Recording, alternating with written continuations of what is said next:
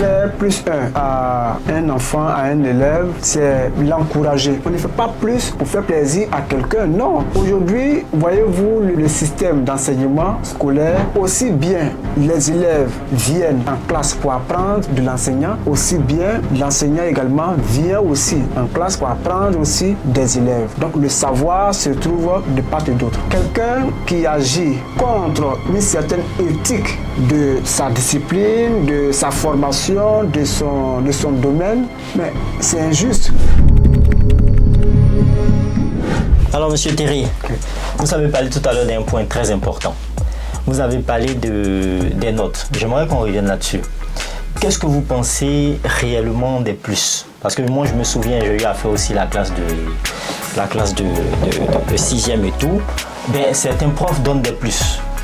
Voilà, par exemple, si vous avez eu, ou si j'ai eu par exemple 12,50 en mathématiques ou en français, il me dit, bon, tu as eu 12,50, je fais plus 1 à tout le monde et on tombe à 13,50. Qu'est-ce que vous pensez de ces plus-là? Est-ce que vous pensez que ça arrange ou bien ça nous aide à grandir dans le cursus scolaire, ou bien encore c'est une arme qui permet en fait de détruire toute l'avenir scolaire de l'enfant? Non, je ne pense pas. Je ne pense pas. Je pense au contraire que faire plus 1 à un enfant, à un élève, c'est l'encourager. On ne fait pas plus pour faire plaisir à quelqu'un, non. Aujourd'hui, voyez-vous, le système d'enseignement scolaire est au niveau de l'APC. C'est-à-dire que c'est le système APC que la Côte d'Ivoire applique aujourd'hui comme système d'enseignement. L'APC, c'est approche par compétence. Okay. Et quand on dit approche par compétence, ça veut dire que désormais, l'enseignant ne se pose pas comme le seul détenteur de la connaissance. Ça veut dire que aussi bien les élèves viennent en classe pour apprendre de l'enseignant, aussi bien l'enseignant également vient aussi en classe pour apprendre aussi des élèves. Donc le savoir se trouve de part et d'autre. Alors, quand l'enseignant,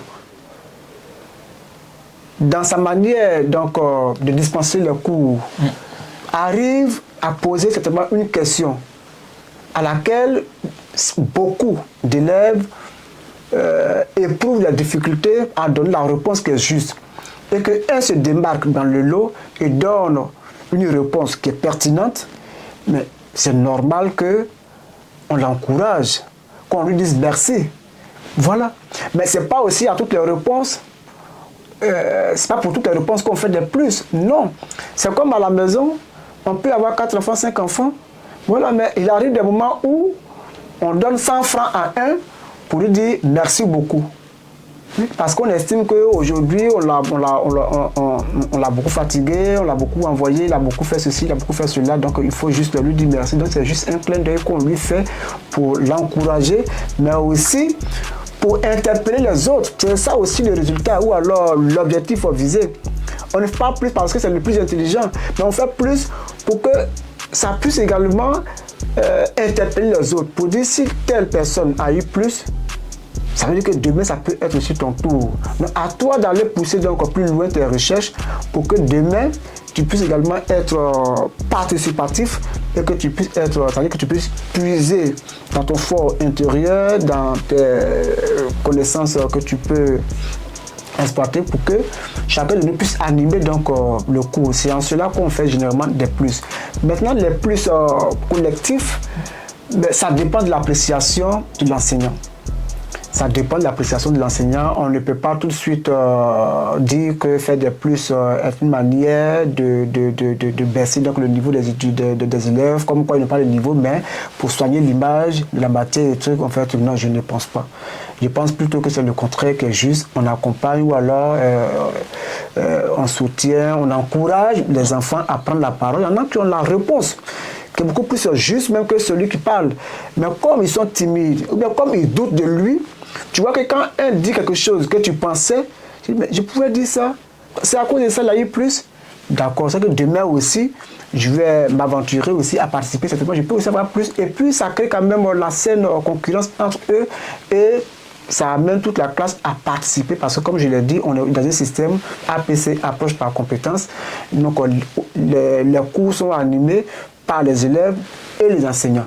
Donc, si 10 personnes ne parlent pas, qu'il y a un seul qui anime donc, le cours, c'est naturel qu'on l'encourage. C'est pour l'encourager, sinon c'est pas parce que on veut faire une sorte de discrimination. Et qu'est-ce que vous en pensez des profs qui se servent de cette âme-là pour faire plus de manière extraordinaire? Par exemple, moi je me souviens une fille qui était dans la classe, voilà, on a entendu des rumeurs comme cela que le prof sortait avec la fille, ce sont des rumeurs, hein.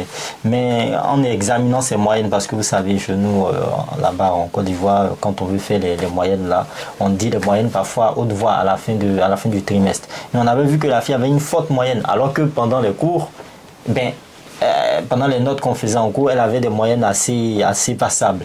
Donc, qu'est-ce que vous en pensez de ça? Soit le bon petit qui accompagne, qui attrape le sac du prof à chaque fois, soit il a sa copine dans la classe qui a une note vraiment très forte à la fin du trimestre.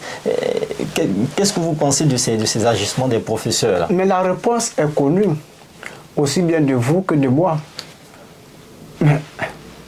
Quelqu'un qui agit contre une certaine éthique de sa discipline, de sa formation, de son domaine, mais c'est injuste. C'est injuste et je ne vois aucun intérêt de le faire. Maintenant, quand c'est fait ainsi, on dira dans tous les cas, on ne peut pas se promener dans toutes les classes pour dire aux élèves de prendre le mal en patience. Ce qui est plus important, c'est que on se donne rendez-vous pour demain. Nous sommes en train de bâtir une société.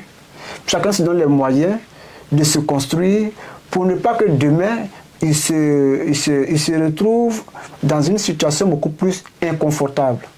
Donc, que l'enseignant se permette d'accompagner l'élève vers la facilité, vers le fainéantisme, vers, comment dirais-je, je ne sais pas quel mot vraiment il faut employer pour qualifier ça, mais je dis que c'est des choses qu'on condamne tous. Même si c'est récurrent, mais on condamne ça. C'est aussi ça qu'on appelle aussi la corruption. C'est la corruption. Mais en même temps, il y a aussi le contraire aussi. Là où l'enseignant fait donc, ou alors fait la cour à une fille, comme une enseignante peut faire aussi la cour aussi à un homme, mais quand ça ne marche pas, généralement la fille elle prend tous les pots cassés. Comme toute la classe même prend tous les pots cassés. Ça arrive, mais c'est des choses qu'on se donne donc les moyens de combattre.